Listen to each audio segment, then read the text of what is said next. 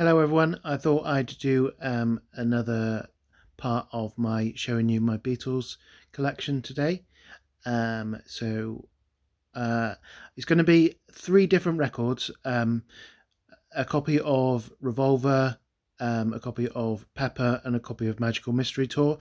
I've got multiple copies of each of these records. I considered doing one video per record and showing you a number of different versions of the same record in one video, but I thought on balance it would be more interesting if I mix it up a little bit.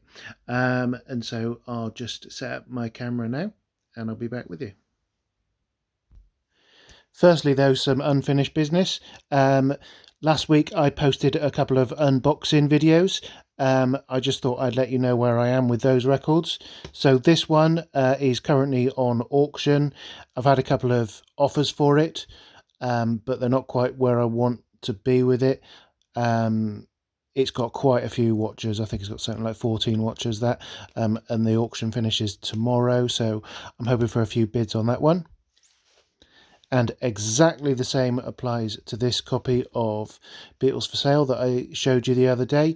I had an offer earlier that was okay, but not what I think I'm going to get for at auction. So that also finishes auction tomorrow. This one I got a couple of days later, and so it's on auction. There's not quite so many watchers, but that's because I think it hasn't been on auction for as long. I think that should get a few bids as well, so I'm happy with that. And this one is the one that I was meant to keep, which I am doing. I've got it cleaned this morning and it sounds really good. You might remember it looked a little bit tatty, but saying that, it sounds really good all the way through.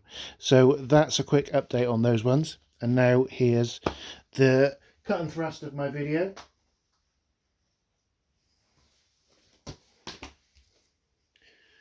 We'll start with this. This is a very rare copy of Revolver. You'll probably notice that that looks slightly out of place. It's because it's not a British copy. It is actually, does it say on here? I'm not sure where it says. It's a South African copy anyway, an original South African copy from 1966. You'll notice that the back of the sleeve is quite unique, as is the fact that it's half laminated. You see there? Let's have a look at the record. This I've had this one cleaned this morning as well.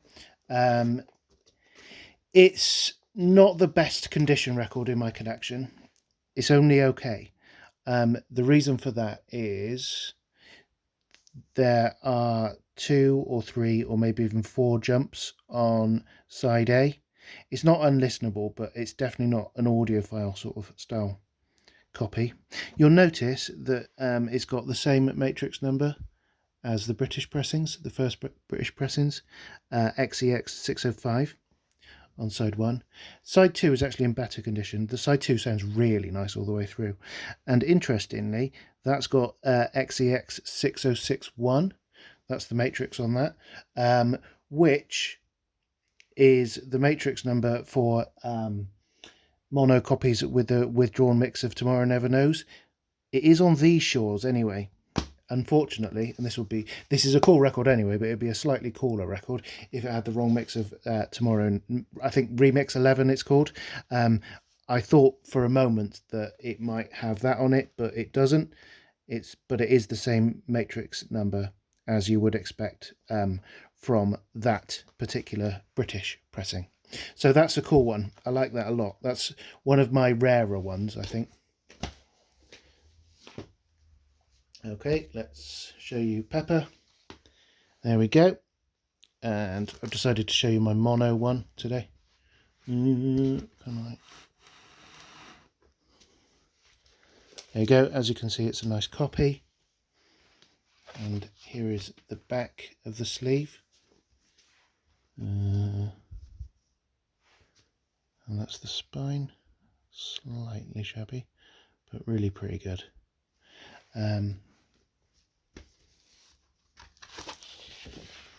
Here is the all-important cardboard cutout inner. And here, if you've been paying attention, you'll see, you'll know that the other day, from this copy that I've got on my right, I nicked the flame inner. And so it's got the flame inner, so it's a complete mono first press. Here's the condition of the record. Slight signs of use, but I would only say slight. Sounds great from beginning to end. I will say actually that I listened, for the sake of comparison, I listened to, what did I listen to? Fixing a Hole on this, and I also listened to, here's a spoiler alert, Fixing a Hole on my stereo copy before I did this video, to see if there was any clear winner, and I'm not actually that convinced that there is. I'd love to say that I definitely prefer the stereo or the mono version of Pepper. It has been a source of debate for well, probably since the record was released. To be completely honest, I don't know, my stereo system isn't all that special, and to be completely honest, I've probably got slightly cloth ears anyway, and so I wouldn't like to say. But it does sound lovely, nice and warm, like a mono copy should. Maybe not quite as upfront as the stereo copy, but it's got a different charm, I would say. I'm not actually sure which one is the rarer one of the mono copies and the stereo copies with Pepper.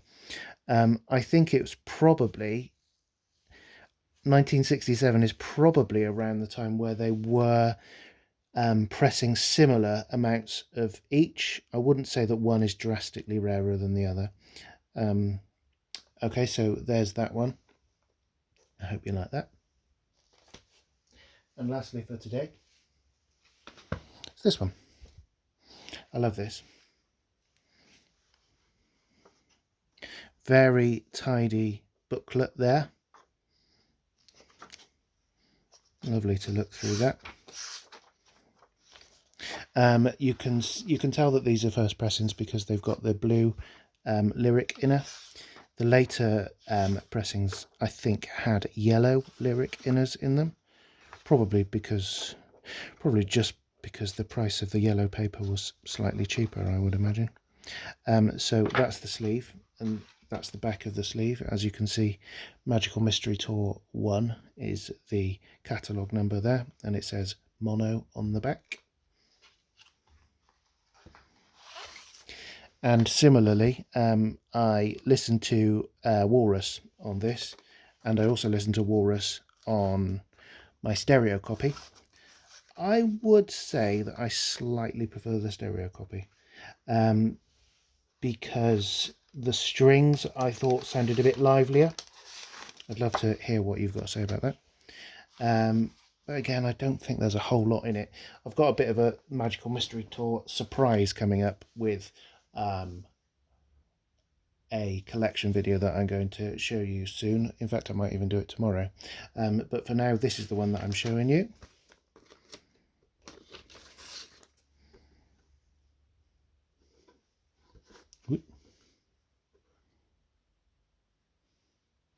It's in tidy nick. You can still pick these up for a pretty good price. You don't have to pay a fortune for these.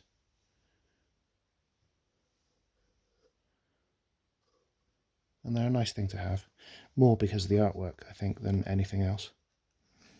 Well, I say that, but they got some, quite clearly, they've got some wonderful songs on them, of which Walrus is probably my favourite.